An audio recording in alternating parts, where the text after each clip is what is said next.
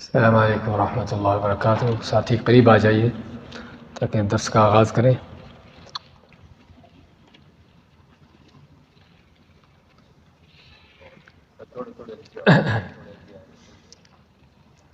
بسم اللہ الرحمن الرحیم، الحمد للہ رب العالمین، والصلاة والسلام علی رسولہ الکریم وعلی آلہ وصحبہ ومن سار علی نہجہ الی یوم الدین وسلم تسلیما کثیرا، اما بعد۔ ہماری سورۃ فجر کی تفسیر جاری تھی۔ اس سے پہلے ہم اس کے 2 درس لے چکے ہیں اور انشاءاللہ آج آخری اور تیسرا درس رہے گا۔ تو سابقہ آیات کو پھر ایک بار دہرا لیتے ہیں تاکہ اس کی ریویژن ہو جائے۔ اعوذ باللہ من الشیطان الرجیم، بسم اللہ الرحمن الرحیم۔ والفجر، قسم ہے فجر کی، ولیال عشر، اور 10 راتوں کی، والشفع والوتر، اور جفت اور طاقی، واللیل اذا یسر، اور رات کی قسم جب وہ جانے لگے۔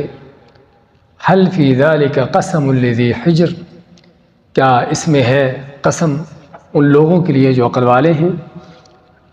الم تر کیف فعل ربک بعاد، کیا نہیں دیکھا آپ نے کہ کیا کیا تیرے رب نے قوم عاد کے ساتھ۔ ارم، عاد ارم، ذات العماد، کہ جو ستونوں والی، یعنی بڑے لمبے چوڑے قد والے۔ التی لم یخلق مثلها فی البلاد، التی جس جیسی قوم، لم یخلق پیدا نہیں کی گئی، مثلها اس جیسی، فی البلاد شہروں میں، ملکوں میں۔ وثمود الذین، اور قوم ثمود جنہوں نے، جابوا تراشا گھڑا، الصخرہ چٹانوں کو، بالواد وادی میں، وفرعون، اور فرعون، ذی الاوتاد جو بڑی میخوں والا تھا۔ الذین، یہ وہ سارے لوگ تھے، طغوا فی البلاد، جنہوں نے سرکشی کی، بغاوت کی شہروں میں، ملکوں میں، علاقوں میں۔ فاکثروا فیہا الفساد، فاکثروا، پس بہت زیادہ کیا، فیہا یعنی شہر و علاقوں میں، الفساد دنگا فساد کیا۔ فصب علیہم ربک صوت عذاب، پس ڈالا تیرے رب نے ان کے اوپر عذاب کا کوڑا۔ ان ربک لبالمرصاد، بے شک تیرے رب جو ہے وہ یقیناً گھات میں ہے، یعنی ظالموں کافروں کی پکڑ میں ہے۔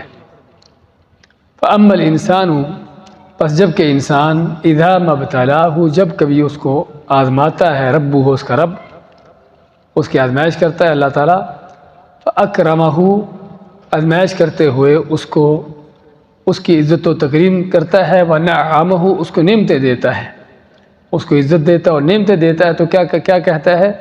فیقول، انسان کہتا ہے، ربی اکرمن، کہ میرے رب نے میری عزت کی ہے۔ اما، اور جب کہ اذا ما ابتلاہ، جب کوئی اس کی آزمائش کرتا ہے، فقدر علیہ رزقہ، فقدر علیہ، اس پر تنگ کر دیتا ہے، رزقہ، اس کی روزی۔ فیقول، تو کہتا ہے انسان، ربی اہانن، کہ میرے رب نے مجھے میری توہین کر دی ہے۔ یعنی اس میں ذکر ہوا تھا کہ لوگوں کے ہاں عزت و ذلت کا معیار کیا ہے، اور وہ ہے مال و دولت، وہ ہے عزت و شہرت، کہ جس کو یہ مل گیا وہ ان کے ہاں بڑا عزت والا ہے، اور جس کو یہ نہ ملا یا کم ملا وہ ان کے ہاں ذلیل و خوار ہے۔ یہ ہے لوگوں کا بنایا ہوا جو معیار ہے اونچا نیچا ہونے کا۔ اللہ تعالیٰ کلا بل لا تکرمون الیتیم، کلا ہرگز نہیں، بل لا تکرمون الیتیم، بلکہ تم خود جو ہے ایسے ہو کہ جو یتیم کی عزت نہیں کرتے، اس کا حق نہیں دیتے۔ ولا تحاضون، اور نہیں ایک دوسرے کو ترغیب دیتے، علی طعام المسکین، مسکین کا کھانا، مسکین کو دینے کے لیے۔ وتأکلون التراث، اور تم کھا جاتے ہو وراثت کو، کسی مرنے والے کے چھوڑے ہوئے مال کو کھا جاتے ہو، اکلا لما، سمیٹ کر کھا جانا۔ وتحبون المال، اور تم محبت کرتے ہو مال سے، حبا جما، بہت زیادہ محبت۔ یہاں تک ہم نے لی تھی آیتیں، 20 نمبر آیت تک، اس کے بعد کی آیتیں مکمل کرتے ہیں۔ کلا اذا دکت الارض دکا دکا، کلا خبردار، اذا دکت الارض، اذا جب، دکت، دکا دکو، کس چیز کو؟ کوٹنا اور اس کو ریزہ ریزہ کر دینا، کہ جب زمین کو یعنی کہ کوٹ کوٹ کر ریزہ ریزہ کر دیا جائے گا. کلا اذا دکت الارض دکا دکا. اور یہ کب ہوگا؟ قیامت کے دن، کہ جس دن زلزلوں سے پہلی بات تو پوری زمین ہلے گی، سخت زلزلوں کے ساتھ. اذا زلزلت الارض زلزالہ جسے ہم نے پڑھا ہے، اور اس کے اوپر کوئی پہاڑ، کوئی کھڈ کھائی، وہ اونچ نیچ باقی نہ رہے گی، بلکہ ساری زمین برابر ہو جائے گی. اور برابر ہونے کے ساتھ ایسے جیسے اس کو پہاڑ وغیرہ تو اڑ جائیں گے، وادیاں ختم ہو جائیں گی، اور پھر مزید بھی اس کو چٹیل بنانے کے لیے جیسے کوٹ کوٹ کر برابر کر دیا جائے گا. نبی کریم صلی اللہ علیہ وسلم فرماتے ہیں کہ قیامت کے دن زمین جو ہے وہ ایک روٹی کی طرح ہوگی، کالخبزۃ البیضاء، سفید روٹی کی طرح. جیسے روٹی برابر ہوتی ہے، ایسے ہی زمین جو ہے وہ بالکل ہموار اور برابر ہو جائے گی، کہ جس کے اوپر لوگ کھڑے ہوں گے، محشر کا میدان ہوگا. اور اسی چیز کے متعلق اللہ ماتا یوم تبدل الارض غیر الارض، کہ جس نے زمین کو بدل کر اور زمین بنا دیا جائے گا. کہ یہ ماتا کلا، ہرگز نہیں، یہ خبردار، اذا دکت الارض دکا دکا، کہ جس نے زمین کو خوب کوٹ کوٹ کر برابر کر دیا جائے گا. اور یہ قیامت کی ہولناکیوں میں سے، قیامت کے خوفناک جو مناظر ہیں ان میں سے ہے. اور وجاء ربک والملک صفا صفا. اب لوگ اس زمین پر، کہ جو ان کے لیے محشر کا میدان بنی ہوگی، اس پر جمع ہوں گے، ہر طرف سے اکٹھے ہو جائیں گے اس زمین پر. آدم علیہ السلام سے لے کر قیامت تک جو بھی اس میں دفن ہونے والے سبھی، اللہ اس زمین سے ان کو باہر نکال کر کھڑا کر دے گا اور محشر کے میدان میں جمع ہو جائیں گے. تو اس وقت اللہ تعالیٰ نزول فرمائے گا، نازل ہوگا زمین پر جیسے اس کی ذات کے لائق ہے. وجاء ربک، اور آ گیا تیرا رب، والملک، اور فرشتے ہوں گے صفا صفا، صف در صف. یعنی فرشتے بھی اللہ کے حکم سے زمین پر اترے ہوں گے، اللہ کے نازل ہونے سے پہلے سے ہی، اور وہ صفوں میں کھڑے ہوں گے اللہ تعالیٰ کے سامنے اس کی اجلال اور تکریم کرتے ہوئے. تو اللہ تعالیٰ کا نازل ہونا، اللہ کا آنا، اللہ نے فرمایا ہے وجاء ربک، تیرا رب آئے گا. اور ایک مسلمان مومن کا فرض بنتا ہے کہ اس طرح کی چیزوں کے بارے میں اللہ نے جو اپنے بارے میں فرمائی ہیں ان کو تسلیم کرے، ان کو مانے، ان پر ایمان لائے. اور یہ میں اس لیے کہہ رہا ہوں کیونکہ آپ بعض تفسیروں میں پڑھو گے کہ جا ربو کا معنی تو رب کا آنا ہے، لیکن رب کا آنا کیسے ہوا؟ یعنی یہ وہ چیز ہے کہ جو ان کی عقل سے بالا تر ہے کہ اللہ تعالیٰ کیسے آئے گا. اور حقیقت بات یہ ہے کہ بعض لوگوں نے یعنی اپنی طرف سے تو اللہ تعالیٰ کو بڑا اونچا بلند کرنے کی کوشش کی، لیکن حقیقت بات جو ہے وہ کیا ہے کہ اللہ تعالیٰ کو اپنے سے بھی عاجز اور بیکار بنا دیا، کہ انسان تو جہاں چاہے جائے، آئے، اٹھے بیٹھے، لیکن اللہ تعالیٰ وہ نہ نازل ہو سکتا ہے نہ کچھ اور کر سکتا ہے، نعوذ باللہ. تو اس لیے ہم اس طرح اللہ تعالیٰ کے ذات کے حوالے سے جو بھی اللہ نے اپنے بارے میں چیزیں بیان کی ہیں، ایک مسلمان کا فرض ہے کہ ان پر ایمان لانا اور ان کو اسی طرح سے ماننا جس طرح اللہ نے اس کا بیان کیا ہے. اللہ تعالیٰ فرماتا ہے الرحمن علی العرش استوى، کہ رحمان اللہ تعالیٰ عرش پر، استوا کے معنی بلند ہونا، اللہ تعالیٰ اپنے عرش پر بلند ہے. ایک آدمی امام مالک رحمۃ اللہ علیہ کے پاس آیا تو کہنے لگا الرحمن علی العرش استوى کا کیا معنی ہے؟ تو امام مالک رحمۃ اللہ فرماتے ہیں الاستواء معلوم، کہ اللہ تعالیٰ کا عرش پر بلند ہونا، تو بلند ہونے، استواء کا معنی بلند ہونا معلوم شدہ معنی ہے، معلوم ہے اس کا معنی کہ بلند ہونا ہے. والکیف مجہول، لیکن وہ اللہ تعالیٰ بلند کیسے ہے اپنے عرش پر، یہ کیفیت ہم کو اللہ نے نہیں بتائی، اور جس چیز کو اللہ نے نہیں بتایا ہم کو اس کا علم نہیں ہے.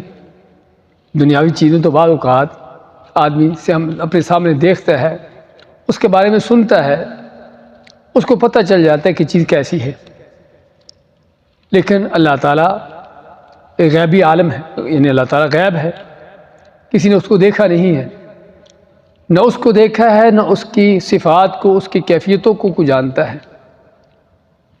تو اس لیے اللہ تعالیٰ کے حوالے سے جو بھی اللہ تعالیٰ ہمیں بیان کرتا ہے، ہمارا فرض ہے کہ اس پر ایمان لائیں اور اس کو اسی طرح مانیں جس طرح اللہ نے بیان کیا ہے، نہ تو اس کا انکار کریں اور نہ ہی یہ کہ یہ کیسے ہوگا اور ویسے ہوگا اس کی مثالیں دیں۔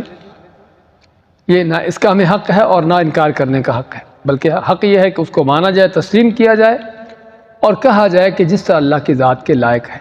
امام مالک فرماتے ہیں کہ کیفیت اللہ تعالیٰ کی کیا عرش پر بلند ہونے کی ہمیں نہیں پتہ، ہمیں اس کا علم نہیں دیا گیا۔ تو یہاں پر بھی ہم کہیں گے اللہ تعالیٰ نے خود فرمایا ہے کہ وَجَاءَ رَبُّكَ، آ گیا تیرے رب۔ قرآن کے لفظ ہمیں بتاتا ہے کہ اللہ تعالیٰ نزول فرمائے گا، نازل ہوگا، آئے گا محشر کے میدان میں۔ کیسے آئے گا وہ اس کو پتہ ہے۔ اور سورہ زمر میں اللہ نے اور بھی کافی واضح کیا ہے، وضاحت سے اس چیز کو بیان کیا ہے۔ وَأَشْرَقَتِ الْأَرْضُ بِنُورِ رَبِّهَا وَوُضِعَ الْكِتَابُ وَجِيءَ بِالنَّبِيِّينَ وَالشُّهَدَاءِ وَقُضِيَ بَيْنَهُم بِالْحَقِّ وَهُمْ لَا يُظْلَمُونَ۔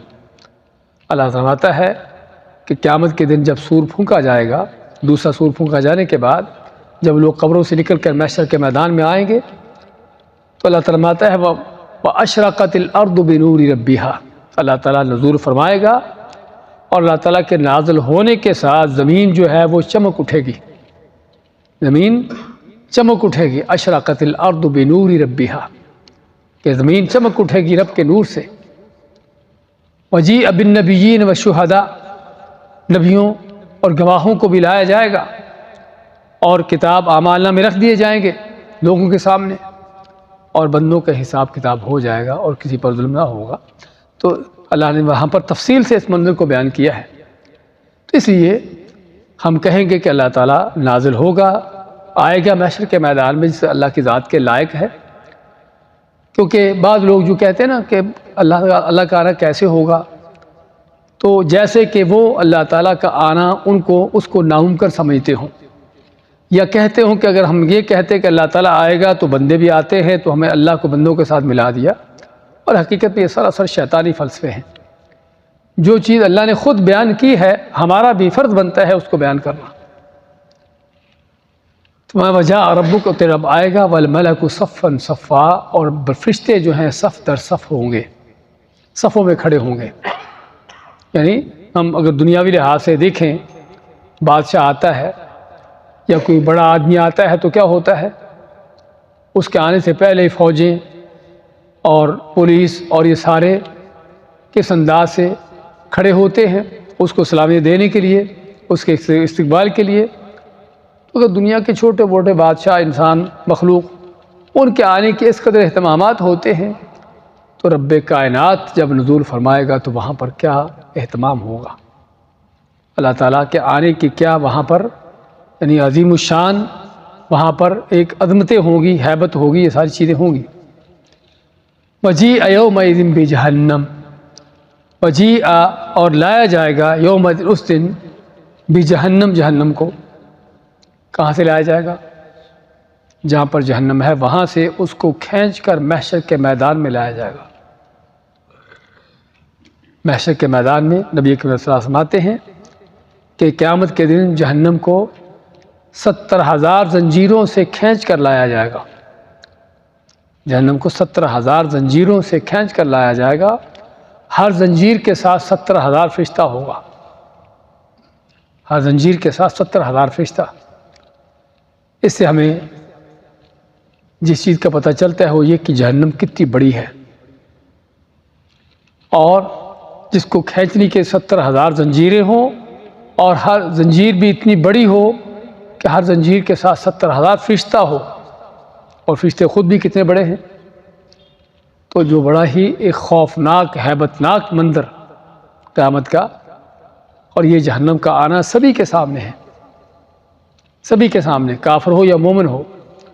ہاں فرق ہے کہ مومن کو اس جہنم کے آنے کی اس کو کوئی پریشانی، کوئی کسی طرح کی کوئی یعنی کہ فکر نہیں ہوگی کہ جہنم آئی ہے اور میرا انجام کیا ہوگا۔ اللہ تعالیٰ فرماتا ہے وَهُم مِّن فَزْعٍ يَوْمَئِذٍ آمِنُونَ، کہ ایمان والے مسلمان مومن توحید و سنت پر چلنے والے اس دن قیامت کے ان ہولناکیوں سے امن و امان میں ہوں گے۔ ہاں قیامت کی ہولناکیاں ہوں گی، لیکن ایک مومن مسلمان کے اوپر ان کا کوئی خوف نہیں ہوگا، اس پر کوئی دہشت طاری نہیں ہوگی۔ کس پر ہوگی؟ کافر فاجر فاسق پر ہوگی۔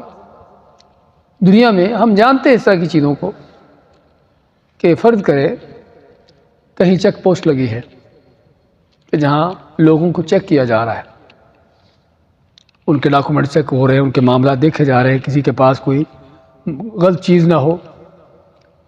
تو ایک آدمی کہ جس کے ڈاکومنٹ صحیح ہیں، اس کے پاس کوئی ایسی ویسی چیز نہیں ہے کہ جو اس کے لیے کسی خطرے کی باعث ہو، تو وہ کیسے جائے گا؟ ہاں چیک پوسٹ پر جائے گا، اس کو کوئی پرواہ نہیں، کوئی فکر نہیں، کیونکہ ہر چیز اس کے پاس ہے جو مطلوبہ چیزیں ہیں، اور کوئی ایسی اس کے پاس چیز نہیں کہ جو منع ہو یا جو پکڑی جا سکتی ہو۔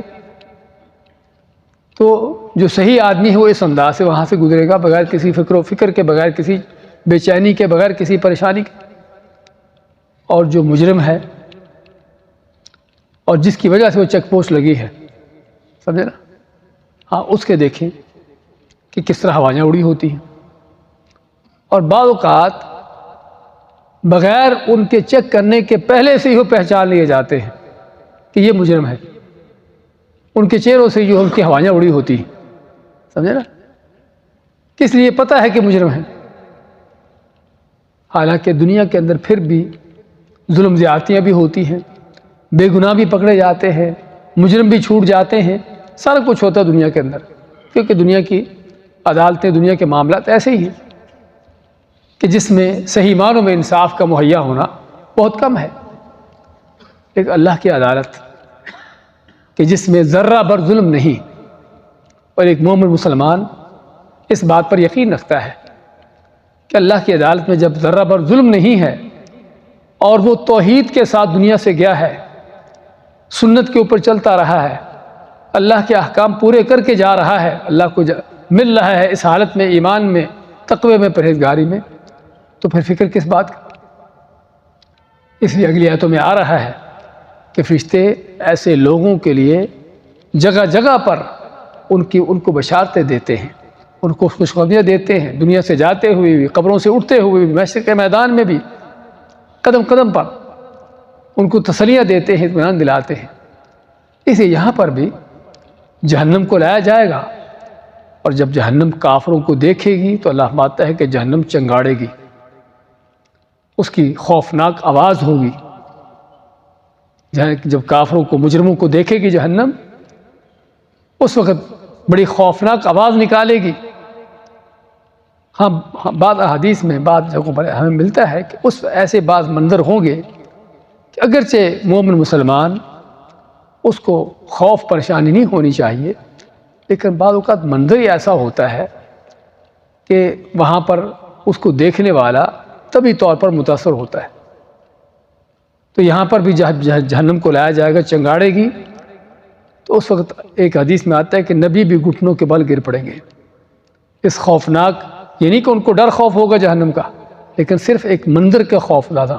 اور یہاں پر بھی ہم دنیا میں دیکھتے ہیں یہ چیزیں۔ اس لیے فَمَا وَجِيءَ يَوْمَئِذٍ بِجَهَنَّمَ، اور لایا جائے گا اس دن جہنم کو۔ يَوْمَئِذٍ يَتَذَكَّرُ الْإِنسَانُ وَأَنَّىٰ لَهُ الذِّكْرَىٰ، یومئذ اس دن، یعنی جب جہنم کو لایا جائے گا اس قیامت کے دن، یتذکر الانسان، انسان یاد کرے گا۔ کیا یاد کرے گا؟ یا تو یہ یاد کرے گا کہ میں کیا کر کے آیا ہوں، اس کو ایک ایک عمل اپنا یاد ہوگا کہ کیا میں نے نیکیاں کی ہیں، کیا برائیاں کی ہیں، کیا غلط کام کیے ہیں۔ ایک تو یتذکر کا یہ معنی کہ اس کو ایک ایک اپنی حرکت، ایک ایک اپنا عمل، ایک ایک اپنی زندگی بھر کے جو چیزیں کی ہیں اس کو یاد ہوں گی۔ لیکن اللہ مطلب وَأَنَّىٰ لَهُ الذِّكْرَىٰ، ان کو یاد کرنے کا اس وقت فائدہ نہیں ہوگا، سمجھے نا؟ یاد تو ہوں گی، لیکن اس یاد کرنے کا کوئی فائدہ نہیں ہوگا۔ دوسرا معنی یہ تذکر الانسان کے اندر کہ انسان کو اس وقت یاد آئے گا کہ میں نے کیا کر کے آنا تھا، میں نے یہاں پر اس قیامت کے لیے میں کیا تیاری مجھے کرنا چاہیے تھی۔ اس وقت اس کو اس تیاری کی فکر ہوگی، لیکن اس فکر کرنے کا کوئی اس وقت فائدہ نہیں، کیونکہ وہ صرف وہ حساب کا دن ہے، وہ جزا کا سزا کا دن ہے، بدلے کا دن ہے، وہ عمل کا دن نہیں ہے۔ عمل کا وقت یہاں پر دنیا کے اندر ہے، دنیا دار العمل ہے، عمل کی جگہ ہے، اور آخرت قیامت کا دن دار الجزا ہے، وہ بدلے کی حساب کتاب کی جگہ ہے۔ آج بدلہ نہیں ہے، اگر بدلہ ہوتا بھی ہے بعض اوقات چھوٹا موٹا، کسی ظالم کو اللہ تعالیٰ کوئی نہ کوئی اس کے اوپر کوئی مارتا ہے، اس کو یا نیک آدمی کو اللہ تعالیٰ کوئی خوشی نعمت دیتا ہے دنیا کے اندر بھی، لیکن یہ معمولی چیزیں ہیں، اصل آخرت میں ہے، اصل آگے چل کر ہے۔ تو آج عمل ہے اور جزا نہیں ہے، بدلہ نہیں ہے، اور کل بدلہ ہوگا اور عمل کا وقت نہیں ہے۔ تو اس میں آتا ہے اللہ تعالیٰ کہ اس دن انسان یاد کرے گا کہ مجھے کیا کرنا چاہیے تھا، مجھے کیا کر کے آنا چاہیے تھا۔ وَأَنَّا لَهُ الذِّكْرَىٰ، لیکن اس وقت اس کو یہ یاد کرنا کہ مجھے کیا کرنا چاہیے تھا، اس چیز کا فکر کرنے کے کوئی فائدہ نہیں اس وقت، فائدہ آج ہے۔ اور یہ اللہ کا فضل ہے کہ اللہ نے ہم کو پہلے سے ہی قیامت کے سارے حالات منظر بیان کر دیے ہیں، کہ اس سے پہلے کہ کل قیامت کے دن تم حسرت افسوس کرو اور اپنے ہاتھ ملو کہ ہمیں یہ کرنا تھا، وہ کرنا تھا، ہمیں یہ کرنا چاہیے تھا۔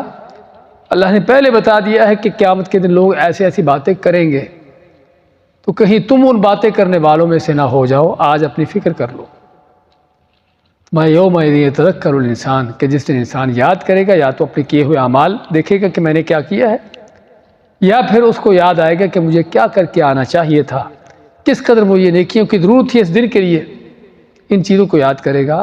وَأَنَّا لَهُ الذِّكْرَىٰ، لیکن اس کو کیا فائدہ اس یاد کرنے کا، کیونکہ عمل کا وقت ختم ہو چکا، اب حساب کا وقت ہے، اب بدلے کا وقت ہے۔ یقول یا لیتنی قدمت لحیاتی، کیا کہے گا جب اس کو یاد کرے گا قیامت کے دن؟ تو کہے گا یا لیتنی، کاش کہ میں نے، یا لیت کے معنی کاش کہ میں نے، قدمت، کچھ پیش کیا ہوتا، کس کے لیے؟ لحیاتی، اپنی زندگی کے لیے، اور دوسرے الفاظ میں اپنے مستقبل کے لیے، کاش کہ میں نے اپنے مستقبل کے لیے کچھ کیا ہوتا۔ کیا تو بہت کچھ ہے، بچپن سے لے کر رہے ہیں، بچپن سے لے کر ہی مستقبل کی فکر ہے۔ ماں باپ کو فکر ہوتی ہے، بچے کو نہیں ہوتی، کیونکہ ابھی ناسمجھ ہوتا ہے۔ ماں باپ کو بڑی فکر ہوتی ہے کہ بچے کا مستقبل سنوارنا ہے، سمجھے نا، بڑی فکر ان کی۔ اور جب بچہ بھی بڑا ہو جاتا ہے، کوئی تھوڑی سمجھ بوجھ ہوتی ہے، اس کو بڑی فکر آ جاتی ہے کہ اپنا مستقبل بنانا ہے۔ تو فکر تو بڑی تھی، مستقبل بنانے کی فکر تو بڑی تھی، زندگی بنانے کی، زندگی کو سنوارنے کی۔ تو آج یہ پھر کیوں کہہ رہا ہے کہ یا لیتنی قدمت لحیاتی، کاش کہ میں نے کچھ اپنی زندگی کی پیش کیا ہوتا۔ زندگی کی فکر تو پیدا ہونے سے لے کر تھی، لیکن اس زندگی کی جو چند دن کی ہے، اس زندگی کی نہیں، جس زندگی کا یہاں ذکر ہو رہا ہے نا، یہ زندگی نہیں، وہ پہلے کی زندگی، یہ دنیا کی زندگی کی ساری پلاننگیں تھیں، اس کی ساری فکر تھی۔ ہاں یہ مستقبل تھا اس کے سامنے، صرف ماں باپ کے سامنے یہ مستقبل تھا کہ بچے کا مستقبل سنوارنا ہے، اس کو بنانا ہے، اس کی زندگی بنانا ہے۔ یعنی حماقتوں کی، جہالتوں کی، بے وقوفیوں کی انتہا، کہ دنیا کی چند دن کی وہ زندگی جس کی گارنٹی ہی نہیں ہے۔ بچے کو پڑھا رہے ہیں، سکھا رہے ہیں، اکیڈمیوں میں بڑی بھاری فیسیں دے کر اس کو تعلیم دلا رہے ہیں، حتیٰ کہ بڑی بڑی ڈگریاں اس کو دلانے تک جا پہنچتے ہیں، اور یہ پتہ نہیں ہوتا کہ ڈگری لینے کے بعد جاب بھی کرنے کے نوبت آئے گی یا نہیں آئے گی، سیلری ملنے تک پہنچے گا نہیں پہنچے گا، یہ بھی نہیں پتا۔ اور کتنے ہیں ڈگریاں لے کر ہی دنیا سے چلے جاتے ہیں۔ اور پچھلے دنوں ایک میرے سامنے واقعہ آیا کہ ڈگری لی، گھر میں پہنچا اور فوت ہو گیا، اور اس طرح کے واقعات آتے رہتے ہیں۔ تو یہ زندگی، یہ مستقبل کہ جو عارضی ہی نہیں بلکہ بالکل غیر یقینی ہے اور جس کا کچھ پتہ ہی نہیں، اس کے لیے ہماری بچپن سے لے کر کوششیں، محنتیں، سوچیں اور فکریں۔ لیکن یہ زندگی قدمت لحیاتی، حیات وہ ہے، اصل زندگی وہ ہے کہ جس کی فکر ہی نہیں۔ دیکھ لیجیے آپ، ہم ہندوؤں کافروں کی بات نہیں کر رہے، عیسائیوں یہودیوں کی بات نہیں کر رہے، اپنے مسلمان ماحول معاشرے کو دیکھ لیں، اپنے آپ کو دیکھ لیں، ہماری سوچیں فکریں کیا ہے۔ بچے کا مستقبل جب بنانے کی فکر ہوتی ہے تو کون سا مستقبل بنانے کی فکر ہوتی ہے؟ ہاں، اس کو صبح صبح اسکول کے لیے اٹھاتے ہیں، نماز کے لیے نہیں۔ جلدی رات کو سلاتے ہیں، کس لیے؟ کہ تم نے اسکول جانا ہے صبح، اس لیے نہیں کہ صبح فجر کی نماز پڑھنی ہے۔ تو کون سا مستقبل بن رہا ہے؟ اس لیے ضرورت ہے آج ان آیتوں کو پڑھتے ہوئے، ان کو سنتے ہوئے دیکھنے کی کہ ہم کون سے مستقبل کے پیچھے دوڑ لگا رکھے ہیں، کس زندگی کو بنا رہے ہیں اور کس زندگی کو چھوڑا ہوا ہے۔ صحیح مسلم کی حدیث پہلے بھی ذکر کرتے رہتے ہیں، نبی کریم صلی اللہ علیہ وسلم فرماتے ہیں کہ اگر تم کو دیکھنا ہو کہ دنیا کی زندگی اور آخرت کی زندگی دونوں کا مقابلہ کیا ہے، دنیا کی زندگی آخرت کے مقابلے میں کتنی ہے، فَلْيَجْعَلْ أَحَدُكُمْ إِصْبَعَهُ فِي الْيَمِّ، کہ اپنی انگلی جو ہے کسی گہرے پانی میں ڈبوئے، گہرے پانی میں یا سمندر میں، کیا اپنی انگلی سمندر میں ڈبوئے اور پھر دیکھے انگلی کے ساتھ کتنا پانی آیا ہے۔ ایک قطرہ بھی نہیں ہوتا، آدھا قطرہ، قطرے کا کچھ حصہ آتا ہے انگلی کے ساتھ، تو آدھا قطرہ، قطرے کا کچھ حصہ جو انگلی کے ساتھ ہے یہ دنیا ہے، اور جو پیچھے بھرا سمندر ہے وہ آخرت ہے۔ آدھے قطرے کی خاطر ہماری دنیا کی ساری دوڑ ہے، سوچے فکریں ہیں، محنتیں ہیں، کوششیں ہیں، پلاننگیں ہیں، اور بھرا سمندر، اس کے لیے کوئی سوچ فکر نہیں، نہ اپنے لیے نہ اپنی اولادوں کے لیے۔ لیکن اس دن یاد آئے گا، کہے گا یقول یا لیتنی، کاش کہ میں، اور یا لیت عربی کے اندر یہ وہ لفظ ہے کہ جس کے بارے میں علماء کہتے ہیں ایسی چیز کے لیے لفظ کہا جاتا ہے کہ جو ناممکن ہو۔ آدمی بوڑھا ہو جائے نا تو کیا کہتا ہے؟ عربی میں کہتے ہیں، بوڑھا کہتا ہے یا لیت الشباب یعود یوما، کہ کاش کہ جوانی کبھی لوٹ کر آئے۔ ہاں، بوڑھے ہو کے جوانی نہیں آتی پھر۔ تو یہ یا لیت کا جو لفظ یہاں پر استعمال ہوا ہے وہ یہی ہے کہ ایسی تمنا کہ جو پورا ہونا ممکن نہ ہو۔ تو اس دن کہے گا انسان یقول یا لیتنی قدمت لحیاتی، کاش کہ میں نے اپنی زندگی کے لیے کچھ پیش کیا ہوتا۔ یہ نہیں کہے گا کہ اس زندگی کے لیے، یا لحیاتی، اپنی زندگی، پتہ چلے گا کہ اصل زندگی تھی ہی وہ، اصل زندگی وہی ہے آخرت کی، کہ جس کے لیے کچھ کرنا تھا اور جس کے لیے کچھ پیش کرنا تھا۔ اب کچھ پیش نہیں کیا تو پھر کیا ہوگا؟ فَيَوْمَئِذٍ لَا يُعَذِّبُ عَذَابَهُ أَحَدٌ، اللہ فرماتا ہے پھر اس دن اللہ ایسا عذاب دے گا کہ جیسا عذاب کسی نے نہ دیا ہوگا۔ یومئذ، اس دن، لا يعذب عذابه احد، اللہ تعالیٰ ایسا عذاب دے گا جو عذاب کسی نے نہ دیا ہوگا۔ ولا يوثق وثاقه احد، ایسا اللہ تعالیٰ وثاق، یوثق میں کسی کو جکڑنا، کسی کو بند کرنا، ایسا جکڑے گا، ایسا اللہ بند کرے گا کہ جیسا کسی نے نہ جکڑا ہوگا نہ بند کیا ہوگا۔ اس میں بیان ہے کہ دنیا میں بعض اوقات آدمی مختلف طرح کی اذیتوں کا، سزاؤں کا شکار ہوتا ہے، دشمنوں سے، مخالفوں سے، خصوصاً اسلام کے دشمنوں سے طرح طرح کی اذیتیں ملتی ہیں، تکلیفیں آتی ہیں ان کی طرف سے، اور ایسے ہی ان کی طرف سے بعض اوقات جکڑ بند ہونا، قیدوں میں ڈالا جانا، جیلوں میں ڈالا جانا، ایسی سختیاں بھی آتی ہیں۔ لیکن اللہ فرماتا ہے کہ یہ سختیاں معمولی ہیں، یہ دشمنوں کافروں کی طرف سے ملنے والی اذیتیں، تکلیفیں معمولی ہیں۔ اصل پکڑ اللہ کی پکڑ ہے، اصل گرفت اس کی گرفت ہے، اس کا اصل عذاب اس کا عذاب ہے۔ بھی دنیا والے کیا کریں گے آپ کے ساتھ؟ کتنا آپ کو مار لیں گے؟ کیا آپ کو سزا دے لیں گے؟ وہ موسیٰ علیہ السلام کے مقابلے میں جادوگر آئے تھے نا، ہم نے پڑھا ہے، کیا پڑھا تھا کہ فرعون نے دھمکیاں دی، میں تمہارے ہاتھ پاؤں کاٹ دوں گا، تم کو سولیاں چڑھا دوں گا، یہ کر دوں گا، وہ کر دوں گا۔ بڑے عقل مند تھے، کہنے لگے فقد ما انت قاض، تو نے جو کرنا ہے کر لے، تو نے جو کرنا ہے کر لے، انما تقضی هذه الحیات الدنیا، تو بہت کچھ کرے گا، زیادہ ہی کرے گا تو کیا کرے گا؟ ہم کو مار دے گا۔ دنیا میں یہی کچھ ہوتا ہے نا کہ آدمی کسی کو بہت زیادہ تکلیف اذیت دے کر آخر کہاں تک پہنچتا ہے؟ ہاں، اس کو مار دیتا ہے، ہاں جان نکلی کی بات ختم ہوگی بس۔ لیکن آخرت کیا ہے؟ آگے ہم پڑھیں گے سورۃ الاعلیٰ میں، لا يموت فیہا ولا یحیا، اللہ کا وہ عذاب، وہ جہنم کہ جس کے متعلق اللہ فرماتا ہے نہ اس میں آدمی زندہ ہوگا نہ مردہ ہوگا، ایسی زندگی ہوگی جو موت سے بدتر ہے، ہر لمحے اس کی موت کی تمنا ہوگی کہ کاش کہ موت آ سکے، لیکن آئے گی نہیں۔ اصل عذاب وہ ہے۔ دنیا کے عذاب کیا ہے؟ دنیا کی تکلیفیں کیا ہے؟ ہاں، دنیا کے فرعون طاغوت دھمکیاں دیتے ہیں، تم کو ہم جیلوں میں ڈال دیں گے۔ موسیٰ علیہ السلام کو فرعون دھمکی دی نا، میں تم کو جیل میں ڈال دوں گا۔ ہاں، ڈال دے جیلوں میں، کیسی جیل ہوگی؟ کتنی تنگ ہوگی؟ جتنی بھی تنگ ہوگی، اگر زیادہ ہی تنگ ہوگی تو آدمی ممکن چند گھنٹوں کے بعد مر جائے، ختم ہو جائے۔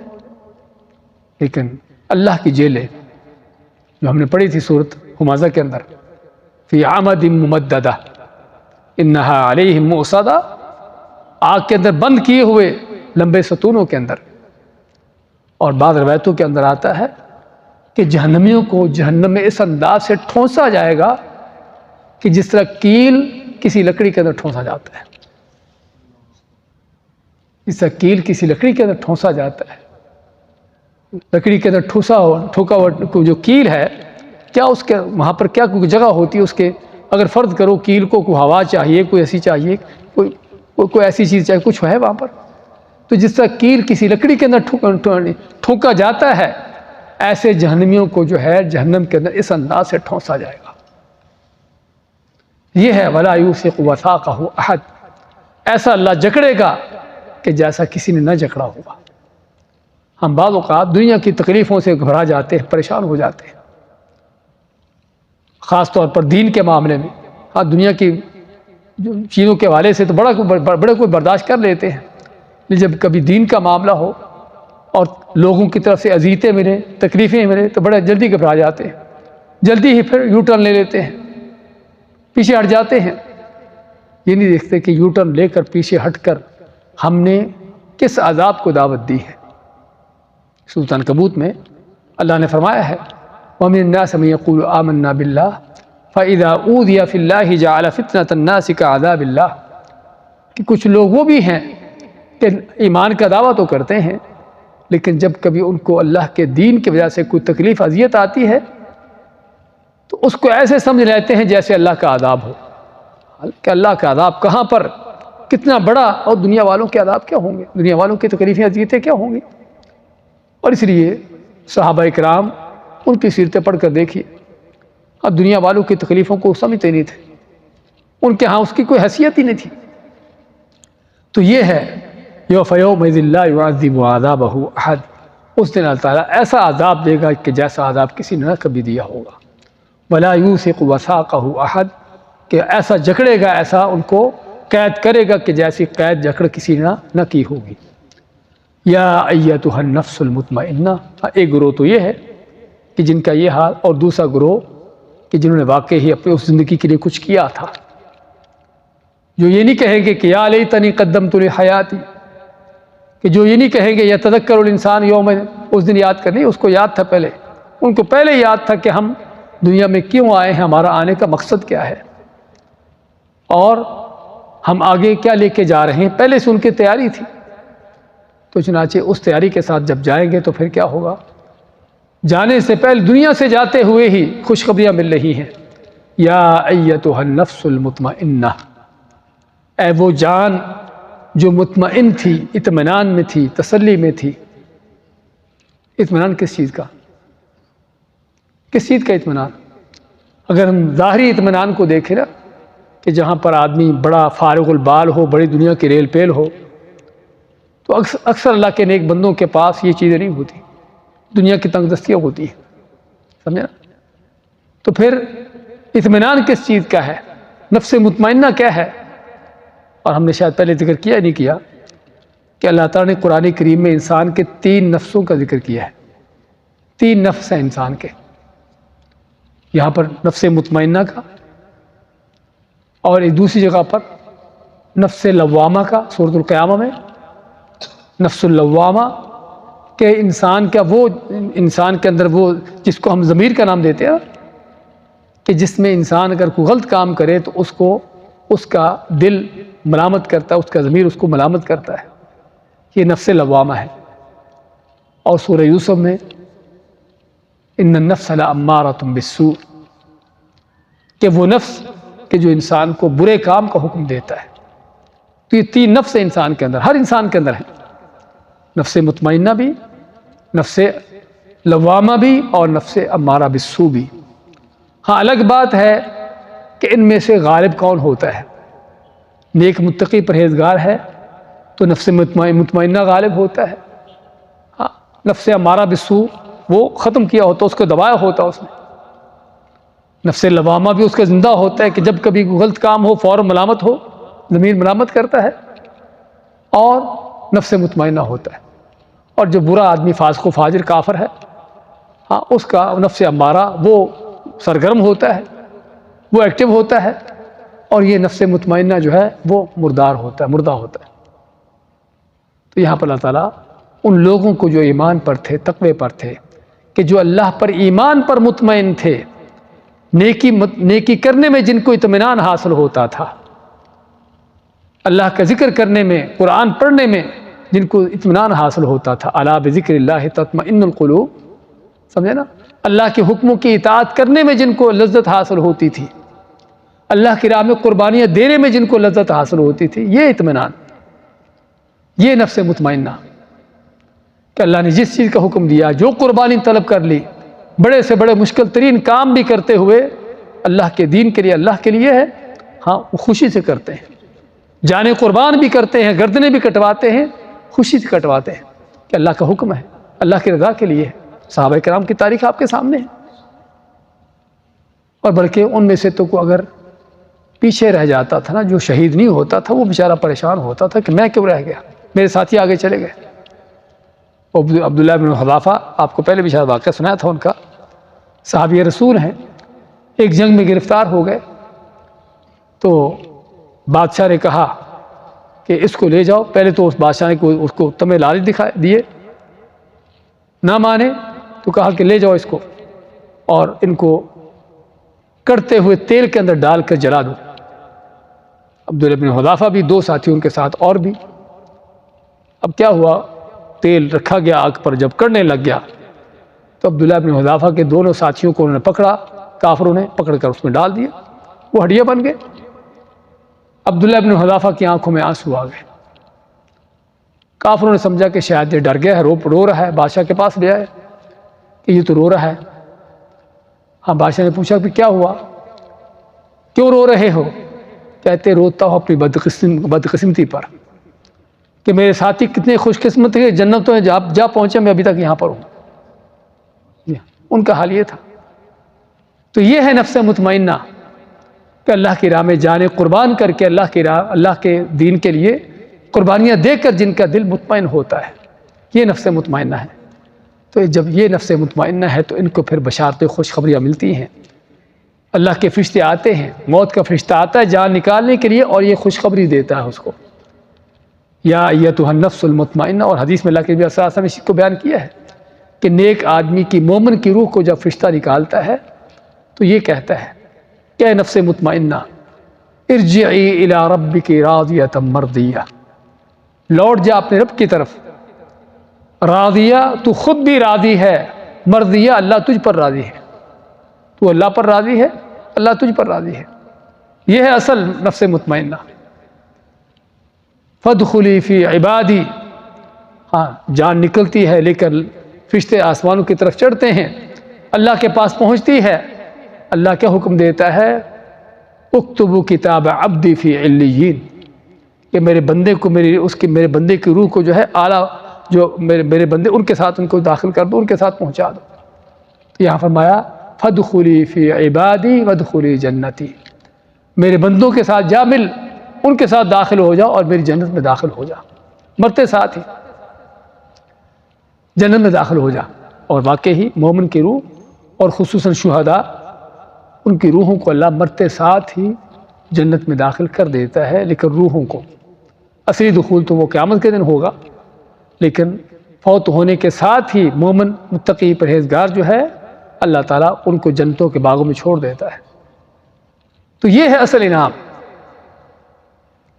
یہ انعام فوت ہوتے ہوئے بھی ہے، فرشتے اس وقت بھی خوشخبری دیتے ہیں، قبر سے جب انسان اٹھتا ہے کھڑا ہوتا ہے وہاں پر بھی، اور محشر کے میدان میں بھی، اور جنتوں کے دروازوں پر بھی، یہ سارے ان کو خوشخبریاں سنائی جاتی ہیں۔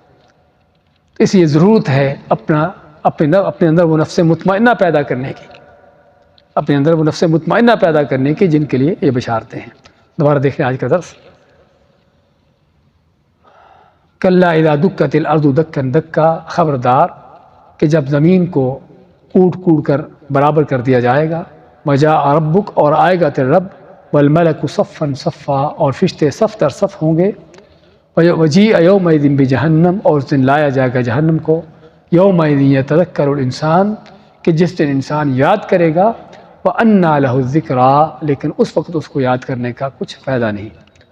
یقول، کہے گا، یا لیتنی، کاش کہ میں نے قدمت لحیاتی، اپنی زندگی کے لیے کچھ پیش کیا ہوتا، یعنی آخرت کی زندگی کے لیے، فَيَوْمَئِذٍ، پس اس دن، لا يعذب عذابہ احد، اللہ تعالیٰ اس کو ایسا عذاب دے گا کہ جیسا عذاب کسی نے نہ دیا ہوگا، وَلَا يُوثِقُ وَثَاقَهُ احد، اور ایسا اللہ تعالیٰ اس کو جکڑے گا کہ جیسا کسی نے جکڑا بند نہ کیا ہوگا۔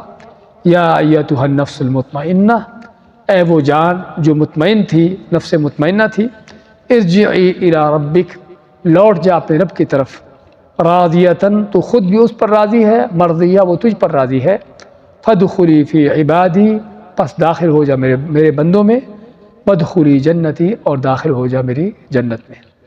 بارک اللہ فیک۔